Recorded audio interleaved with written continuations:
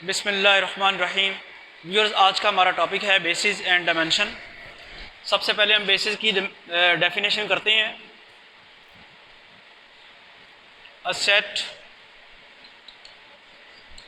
V1 V2 Vn of linearly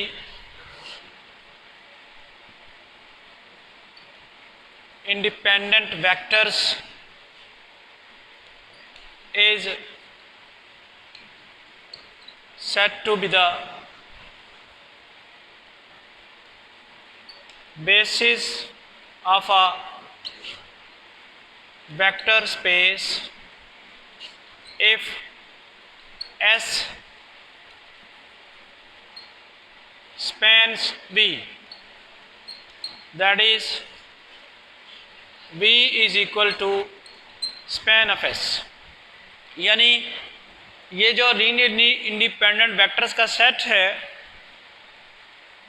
in vectors के linear combination से vector spaces का हर vector बन जाए। दूसरे लफ्ज़ों में S जो है वो स्पैन करे वेक्टर स्पेस V को। आपको याद है कि S जो है, ये जो स्पैन ऑफ S है, ये सेट S में जो वेक्टर्स हैं उनके लीनियर कॉम्बिनेशन का सेट है और ये V के बराबर आ रहा है। यानी वेक्टर स्पेस का हर वेक्टर जो है वो S के वेक्टर्स के लीनियर कॉम्बिनेशन के तौर पे लिखा जा सकता है। तब इस सूरत में हम क्या कहेंगे कि ये S जो है ये बेसिस है। बेसिस की डेफिनेशन लिखी, दो कंडीशंस हुई ना। पहली कंडीशन क्या है कि वो सेट लीनियरली इंडिपेंडेंट होना चाहिए। दूसरी शर्त क्या है कि वो वेक्टर स्पेस को स्पैन करे। ये दो कंडीशन अगर मीट कर दें तो वो बेसिस कहलाती है।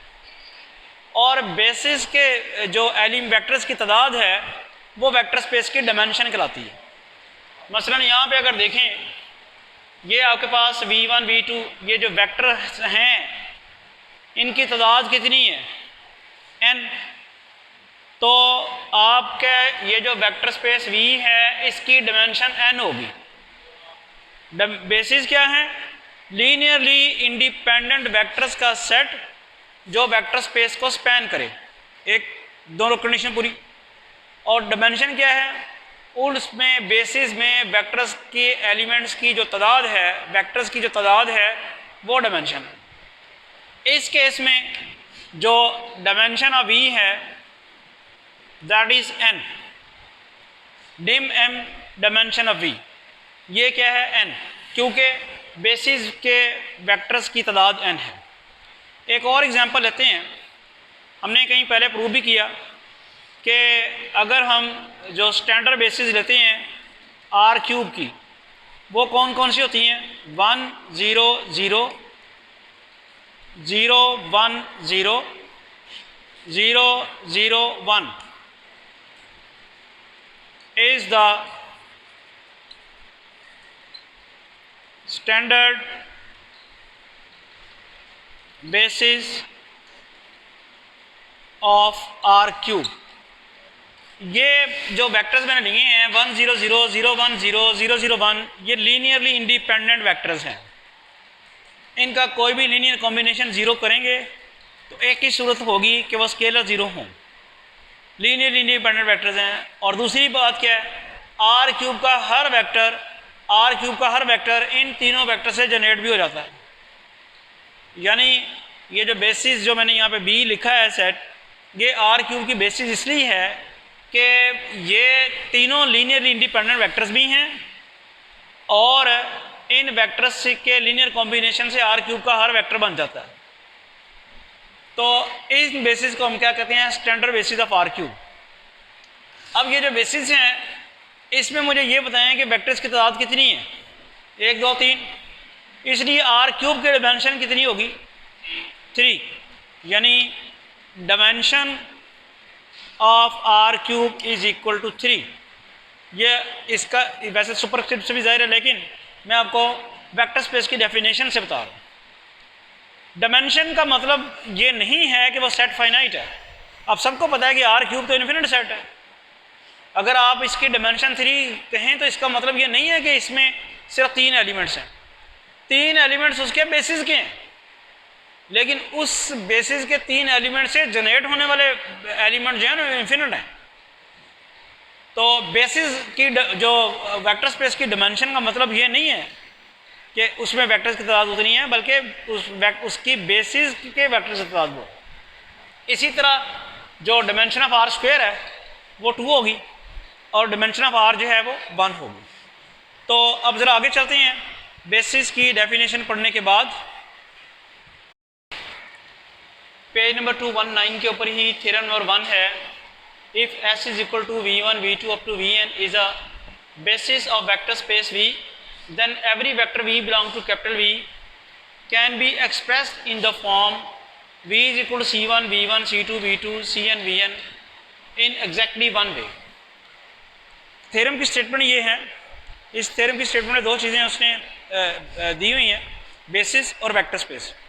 उसने कह दी कि ये बेसिस है, ये बेसिस है तो इसमें 2 खूबी हैं। एक तो ये लीनियरली इंडिपेंडेंट सेट है, दूसरी खूबी क्या है कि वेक्टर स्पेस का हर वेक्टर जो है इनके लीनियर कॉम्बिनेशन से जनरेट होता है। तो ये बात तो ठीक होगी। फिर वेक्टर स्पेस का कोई भी हम वेक्टर लें तो वो एस के वेक्टर्स का लीनियर कॉम्बिनेशन ही होगा। तो ये तो सही हो गया, ये तो प्रूव करने की जरूरत नहीं है। जो चीज़ प्रूव करनी है वन वे कि इससे ज़्यादा लीनियर कॉम्बिनेशन के तौर पे वो नहीं लिखा जा सकता। यानी V लिख लिया है C1 V1 plus C2 V2 up to Cn Vn, this is the linear combination of vectors V1 V2 Vn। अब vector V1 V2 V3 Vn का एक और लीनियर कॉम्बिनेशन कैसे लिया जा सकता है? सिर्फ इन स्केलर्स को चेंज करके लिया जा सकता है। तो स्केलर्स को चेंज कर देते हैं और लीनियर कॉम्बिनेशन ले लेते हैं।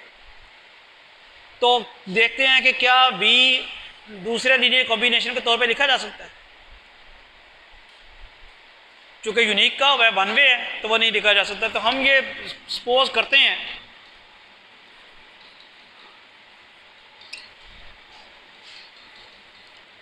If possible let V be equal to C1 dash V1 plus C2 dash V2 up to so on Cn dash Vn। ये तो अंडरस्टूड है कि ये लाजमी लिखा जा सकता है।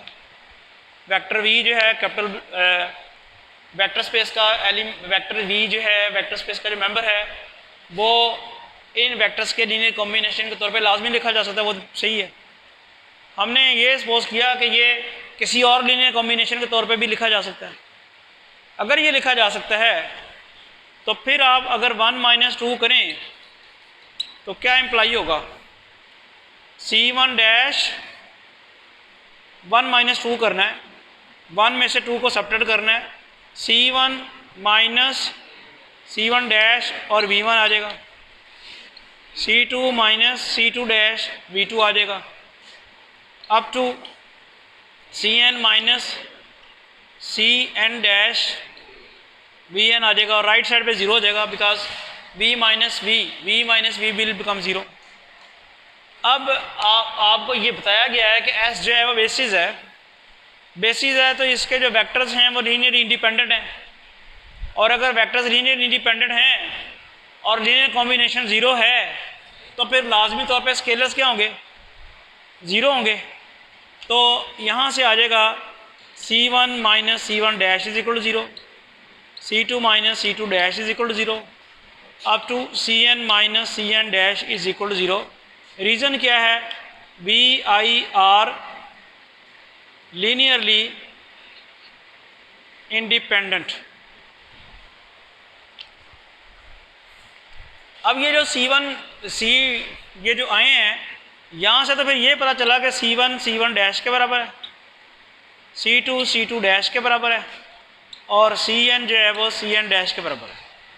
तो इसका मतलब है जो आपने लीनियर कॉम्बिनेशन नया लिखा था वो नया नहीं है, पुराना ही है, क्योंकि उसमें जो आपने स्केलर्स इस्तेमाल किए थे C1 dash C2 dash up to so on वो तो वही निकले हैं जो पहले थे। तो इट मीन्स के अगर S जो है वो बेसिस है वेक्टर स्पेस V की तो वेक्टर स्पेस वी का हर वेक्टर जो है वो यूनिकली लीनियर कॉम्बिनेशन के तौर पे लिखा जा सकता है एस के वेक्टर्स का।